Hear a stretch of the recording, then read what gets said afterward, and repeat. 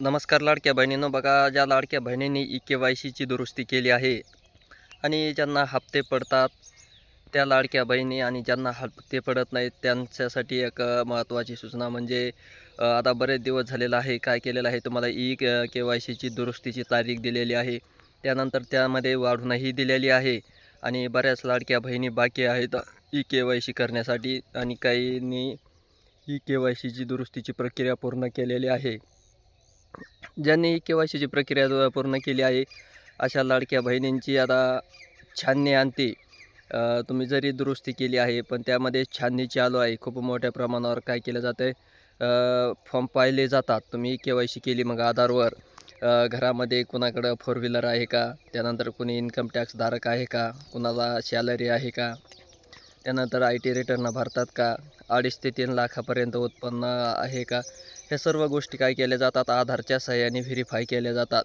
आणि व्हेरीफाय केल्यानंतर तुम्ही जरी ई-के-वाय-सी केली, जरी हप्ते चालू असले, ई-के-वाय-सी जरी दुरुस्ती केली तरी तुमचे हप्ते काय होणार आहेत, बंद होणार आहेत. कारण व्हेरिफिकेशन होस्तरच काहींचे हप्ते चालू राहणार आणि व्हेरिफिकेशन झाल्यानंतर परत त्यांचे हप्ते काय केले जाणार आहेत, बंद केले जाणार आहेत.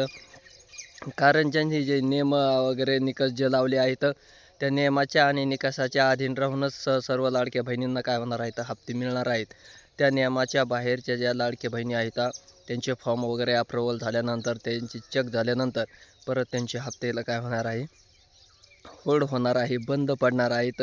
त्यामुळं मग तुम्ही के-वाय-सी केली काय आणि नाही केली काय, तरी तुमचं व्हेरिफिकेशन झाल्यानंतरच काय होणार आहे, पूर्ण तुमचे हप्ते काय होणार आहेत, स्टॉप होणार आहेत. ज्यांचं उत्पन्न वगैरे, त्यानंतर जे कोणी पेन्शनधारक असेल, कोणी ज्यांच्या एखाद्या सरकारी नोकरदाराची पत्नी असतील, अशा वेगवेगळ्या प्रकारच्यामध्ये वेगवेगळे निकष काय केलेले आहेत, लावलेले आहेत. त्यामध्ये जर तुम्ही बसत असाल तर के-वाय-सीची प्रक्रिया जरी दुरुस्तीची पूर्ण केलेली असली तरी तुमचे हप्ते काय होणार आहेत, कायमचे बंद राहणार आहेत. हे सर्व महिलांनी काय करायचं आहे, लक्षात ठेवायचं आहे. आणि ज्यांची के-वाय-सी दुरुस्ती करणं बाकी आहे त्यांनी काय करायचं आहे, सध्या वेबसाईट सुरळीत चालू आहे, त्यांनी लवकरात लवकर दुरुस्तीची प्रक्रिया पूर्ण करून घ्यायची आहे. धन्यवाद.